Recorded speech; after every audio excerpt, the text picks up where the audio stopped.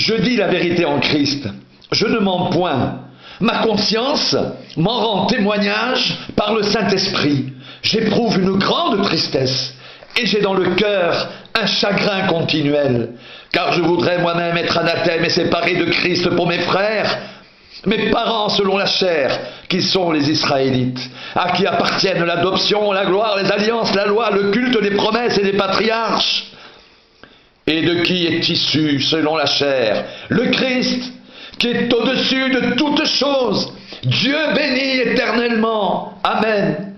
Ce n'est point à dire que la parole de Dieu soit restée sans effet, car tous ceux qui descendent d'Israël ne sont pas Israël, et bien qu'ils soient la postérité d'Abraham, ils ne sont pas tous ses enfants. Mais il est dit en Isaac, tu auras une postérité appelée de ton nom. C'est-à-dire que ce ne sont pas les enfants de la chair qui sont enfants de Dieu, mais que ce sont les enfants de la promesse qui sont regardés comme la postérité. Voici en effet la parole de la promesse. Je reviendrai à cette même époque, et Sarah aura un fils. Et de plus, il en fut ainsi de Rebecca, qui conçut seulement d'Isaac notre père, car les enfants n'étaient pas encore nés, et ils n'avaient fait ni bien ni mal, afin que le dessein d'élection de Dieu subsiste sans dépendre des œuvres, et par la seule volonté de celui qui appelle. Quand il fut dit à Rebecca, l'aîné sera assujetti au plus jeune, selon qu'il est écrit, j'ai aimé Jacob, j'ai haï Ésaü. Que dirons-nous donc? Y a-t-il en Dieu de l'injustice? Loin de là. Car il dit à Moïse, je ferai miséricorde à qui je fais miséricorde et j'aurai compassion de qui j'ai compassion. Ainsi donc, cela ne dépend ni de celui qui veut, ni de celui qui court, mais de Dieu qui fait miséricorde, car l'Écriture dit à Pharaon, je t'ai suscité à dessein pour montrer en toi ma puissance et afin que mon nom soit publié par toute la terre. Ainsi, il fait miséricorde à qui il veut et il endurcit qui il veut. Tu me diras, pourquoi blâme-t-il encore? Car qui est-ce qui résiste à sa volonté? Ô homme, toi plutôt, qui es-tu pour contester avec Dieu? Le vase d'argile, dira-t-il à celui qui l'a formé, pourquoi m'as-tu fait ainsi? Le potier n'est-il pas maître de l'argile pour faire avec la même masse un vase d'honneur et un vase d'un usage vil? Et que dire si Dieu, voulant montrer sa colère et faire connaître sa puissance, a supporté avec une grande patience des vases de colère prêts pour la perdition, et s'il a voulu faire connaître la richesse de sa gloire envers des vases de miséricorde qu'il a d'avance préparés pour la gloire? Ainsi, il nous a appelés, non seulement d'entre les Juifs, mais encore d'entre les païens, selon qu'il le dit dans Osée, j'appellerai mon peuple, celui qui n'était pas mon peuple, et bien-aimé, celle qui n'était pas la bien-aimée. Et là où on leur disait, vous n'êtes pas mon peuple, ils seront appelés fils du Dieu vivant.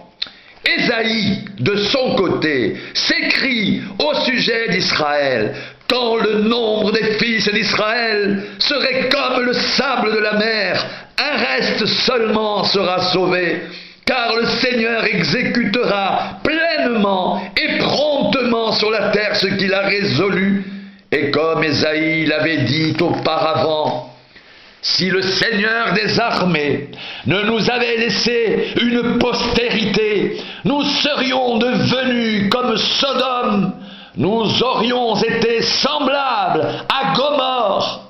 Que dirons-nous donc? Les païens qui ne cherchaient pas la justice ont obtenu la justice qui vient de la foi, tandis qu'Israël, qui cherchait une loi de justice, n'est pas parvenu à cette loi. Pourquoi? Parce qu'Israël l'a cherché non par la foi, mais comme provenant des œuvres. Ils se sont heurtés contre la pierre d'achoppement, selon qu'il est écrit, voici, je mets en Sion une pierre d'achoppement et un rocher de scandale, et celui qui croit en lui ne sera point confus. Frères, Le vœu de mon cœur et ma prière à Dieu pour eux, c'est qu'ils soient sauvés. Je leur rends le témoignage qu'ils ont du zèle pour Dieu, mais sans intelligence, ne connaissant pas la justice de Dieu et cherchant à établir leur propre justice. Ils ne se sont pas soumis à la justice de Dieu, car Christ est la fin de la loi pour la justification de ceux qui croient. En effet, Moïse définit ainsi la justice qui vient de la loi. L'homme qui mettra ces choses en pratique vivra par elles. Mais voici comment parle la justice qui vient de la foi. Ne dis pas en ton cœur qui montera au ciel. C'est en faire descendre Christ, ou qui descendra dans l'abîme. C'est faire remonter Christ d'entre les morts. Que dit-elle donc? La parole est près de toi, dans ta bouche et dans ton cœur. Or, c'est la parole de la foi que nous prêchons. Si tu confesses de ta bouche le Seigneur Jésus, et si tu crois dans ton cœur que Dieu l'a ressuscité des morts, tu seras sauvé. Car c'est en croyant du cœur qu'on parvient à la justice, et c'est en confessant de la bouche qu'on parvient au salut, selon ce que dit l'Écriture. Quiconque croit en lui ne sera point confus. Il n'y a aucune différence, en effet, entre le juif et le grec, puisqu'ils ont tous un même Seigneur, qui est riche pour tous ceux qui l'invoquent. Car quiconque invoquera le nom du Seigneur sera sauvé. Comment donc invoqueront-ils celui en qui ils n'ont pas cru? Et comment croiront-ils en celui dont ils n'ont pas entendu parler? Et comment en entendront-ils parler s'il n'y a personne qui prêche? Et comment y aura-t-il des prédicateurs s'ils ne sont pas envoyés, selon qu'il est écrit qu'ils sont beaux les pieds de ceux qui annoncent la paix, de ceux qui annoncent de bonnes nouvelles? Mais tous n'ont pas obéi à la bonne nouvelle. Aussi, Ésaïe dit-il, Seigneur, qui a cru à notre prédication?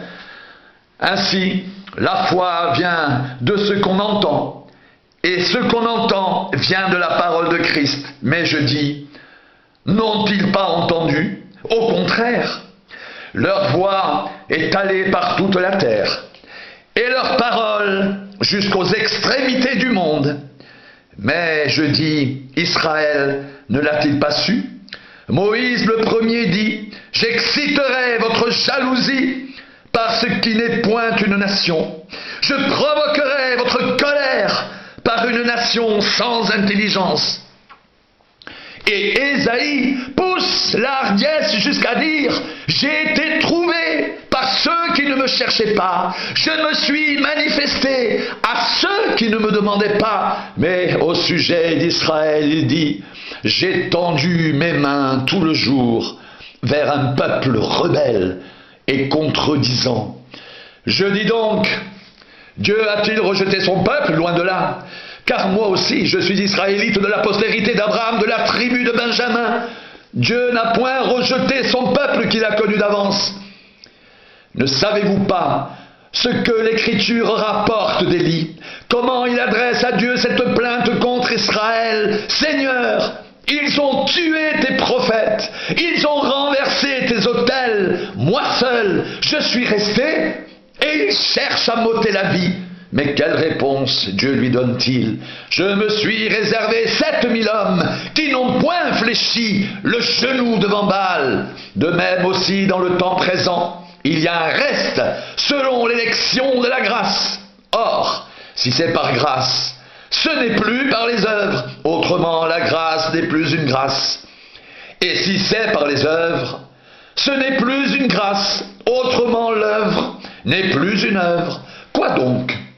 Ce qu'Israël cherche, il ne l'a pas obtenu, mais les élus l'ont obtenu, tandis que les autres ont été endurcis selon qu'il est écrit, Dieu leur a donné un esprit d'assoupissement, des yeux pour ne point voir, et des oreilles pour ne point entendre jusqu'à ce jour. Et David dit que leur table soit pour eux un piège, un filet, une occasion de chute et une rétribution, que leurs yeux soient obscurcis pour ne point voir, et tiens leur dos continuellement courbé.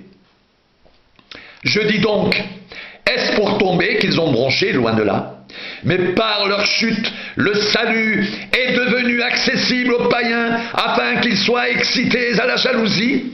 Or, si leur chute a été la richesse du monde et leur amoindrissement, la richesse des païens, combien plus en sera-t-il ainsi quand ils se convertiront tous? Je vous le dis à vous, païens, en tant qu'apôtre des païens, je glorifie mon ministère, afin, s'il est possible, d'exciter la jalousie de ceux de ma race et d'en sauver quelques-uns, car si leur mise à l'écart a été la réconciliation du monde, que sera leur réintégration, sinon le passage de la mort à la vie? Or, si les prémices sont saintes, la masse l'est aussi, et si la racine est sainte, les branches le sont aussi. Mais si quelques-unes des branches ont été retranchées, et si toi, qui étais un olivier sauvage, tu as été greffé à leur place, et rendu participant de la racine nourricière de l'olivier, ne te glorifie pas aux dépens de ces branches. Si tu te glorifies, sache que ce n'est pas toi qui portes la racine, mais que c'est la racine qui te porte. Tu diras donc que les branches ont été retranchées, afin que moi je sois greffé.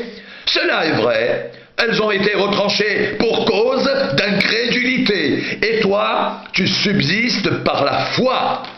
Ne t'abandonne pas à l'orgueil, mais crains, car si Dieu n'a pas épargné les branches naturelles, il ne t'épargnera pas non plus. Considère donc la bonté et la sévérité de Dieu, sévérité envers ceux qui sont tombés et bonté de Dieu envers toi, si tu demeures ferme dans cette bonté, autrement tu seras aussi retranché. Eux de même, s'ils ne persistent pas dans l'incrédulité, ils seront greffés, car Dieu est puissant pour les greffer de nouveau. Si toi tu as été coupé de l'olivier sauvage, selon sa nature, et greffé, contrairement à ta nature, sur l'olivier franc, à plus forte raison, eux, seront-ils greffés sur leur nature, sur leur propre olivier? Car je ne veux pas, frères, que vous ignoriez ce mystère, afin que vous ne vous regardiez point comme sages. Une partie d'Israël est tombée dans l'endurcissement, jusqu'à ce que la totalité des païens soit entrée, et ainsi tout Israël sera sauvé selon qu'il est écrit. Le libérateur viendra de Sion, et il détournera de Jacob les impiétés. Et ce sera mon alliance avec eux lorsque j'ôterai leurs péchés. En ce qui concerne l'évangile, ils sont ennemis à cause de vous. Mais en ce qui concerne l'élection, ils sont aimés à cause de leur Père. Car les dons et l'appel de Dieu sont irrévocables. De même que vous avez autrefois désobéi à Dieu. Et que par leur désobéissance, vous avez maintenant obtenu miséricorde de même. Ils ont maintenant désobéi afin que par la miséricorde qui vous a été faite, ils obtiennent aussi miséricorde, car Dieu a renfermé tous les hommes dans la désobéissance pour faire miséricorde à tous. Ô profondeur de la richesse, de la sagesse et de la science de Dieu, que ses jugements sont insondables et ses voies incompréhensibles, car qui a connu la pensée du Seigneur, ou qui a été son conseiller, qui lui a donné le premier pour qu'il ait à recevoir en retour? C'est de lui, par lui et pour lui que sont toutes choses. À lui la gloire dans tous les siècles. Amen.